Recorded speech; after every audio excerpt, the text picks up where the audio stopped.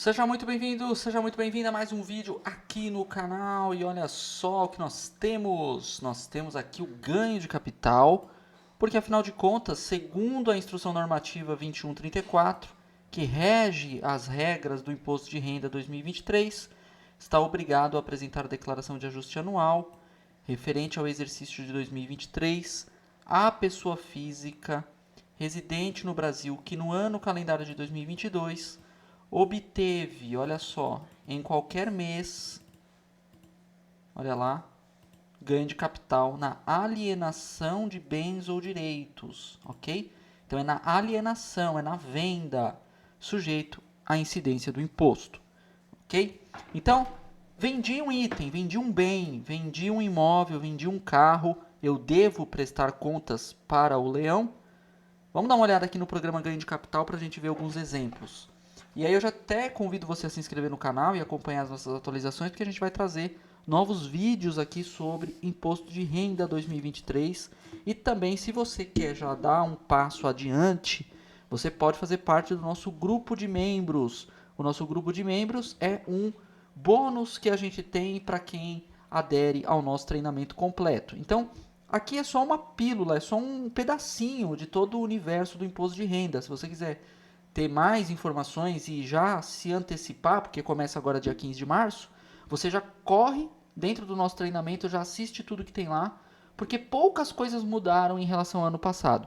Uma das coisas que não mudou é em relação ao ganho de capital. Então, você, se teve aí a incidência, né, a ocorrência, vamos colocar assim, de alienação de algo, ou seja, de um bem, você precisa apurar o ganho de capital. Então, você vai baixar o programa, e aqui nós já temos o programa baixado, instalado.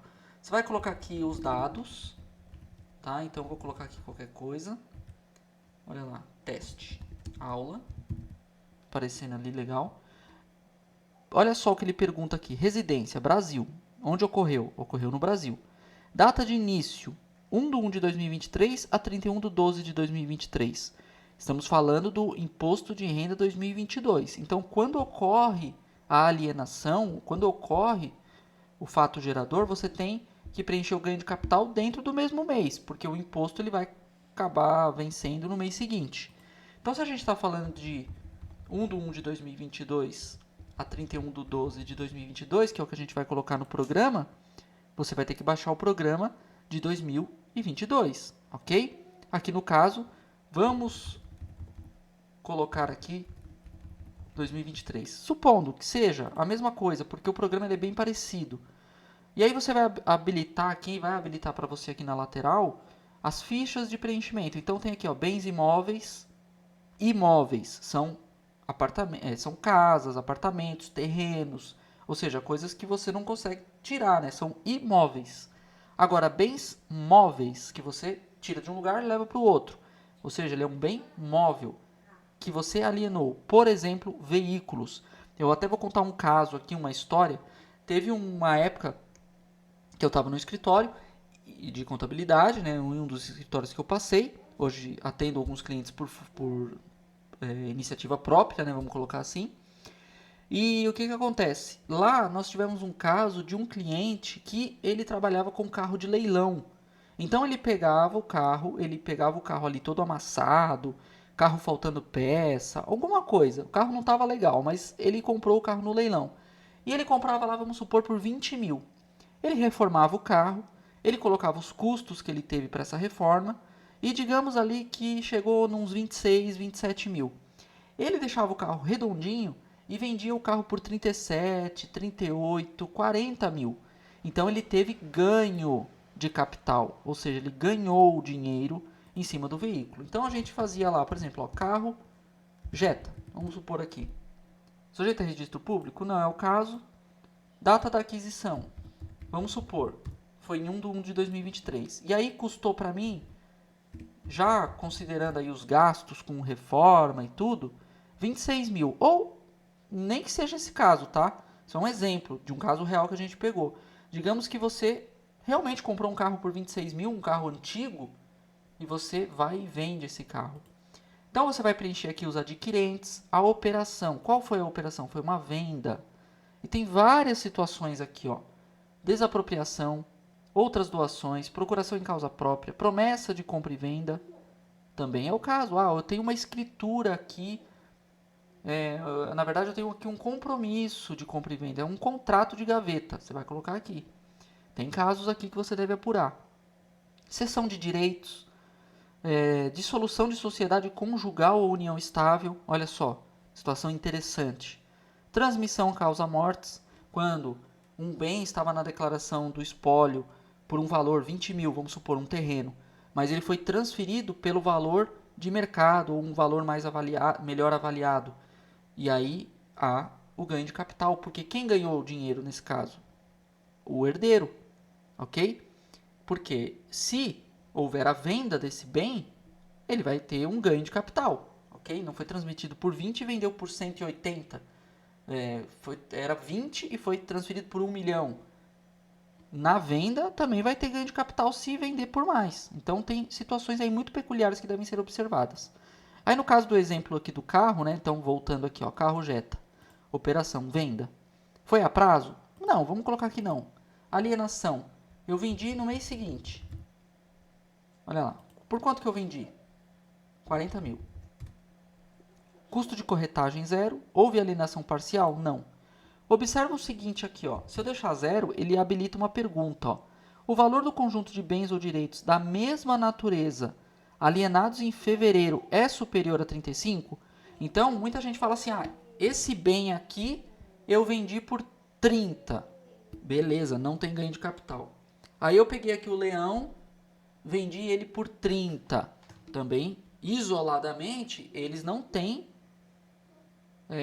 ganho de capital, porque está abaixo de 35 mil. Porém, se foi dentro do mesmo mês e eles têm a mesma natureza, você tem que apurar em conjunto. E, portanto, sendo 2, 30 com 30, 60, ok? Então, aí cada um vai ter o seu ganho de capital separado. Ok? Você vai ter que recolher. Olha lá. Então, digamos que nós vendemos aqui por 40 mil. Apuração. Ó, eu vendi por 40. Opa, eu estou em cima, deixa eu já me remover de cima do resultado. Ó, vou colocar aqui, ó, está aqui do lado aqui, ó, ok? Valor da alienação 40, custo 26. Eu tive um ganho de 14 mil. Podemos chamar de lucro. Cálculo do imposto. Olha lá. Se eu tive 14 mil de lucro e no imposto de 15% de ganho de capital, o imposto devido é R$ 2.100. Tá ok? Então, a gente pega aqui, ó, tem aqui o imposto de R$ 2.100. E aí, o que acontece? Ó, observa, a gente executou essa operação no mês de fevereiro. Se eu vier aqui do lado, ó, na lateral, eu vou clicar em DARF. Olha lá, ele vai aparecer aqui, ó, visualizar. Você vai clicar aqui todos, ou um ou mais, depende se você quer só um. Olha lá, todos, fevereiro, clica em OK. E ele vai dizer que tem algum erro aqui, ó. É necessário ter pelo menos algum adquirente. Então, vamos colocar aqui um CPF qualquer. Ok? Teste ADIC. Olha lá. E aí, a gente vai clicar aqui em DARF. Todos, todos. E OK. Ele vai gerar o DARF. Tá bom? Gerando o DARF, tem que fazer o recolhimento até o último dia útil do mês seguinte. Ok? Esse DARF tem validade? Eu preenchi errado, R$ 2.100, já vai gerar dívida lá na Receita Federal? Não, não necessariamente, tá? Apesar desse DARF aqui estar com código de barra, ter aqui a chave Pix e tudo isso. O confrontamento, né, o cruzamento de dados desse DARF com o que vai estar na Receita Federal, ele vai constar a partir do momento que você transmitir a declaração do imposto de renda do exercício 2024, ano calendário 2023. Por quê? Porque lá na declaração você vai ter que importar esse ganho de capital que a gente apurou aqui, tá bom? Então, é só um exemplo, tá? Vamos abrir aqui novamente, ó.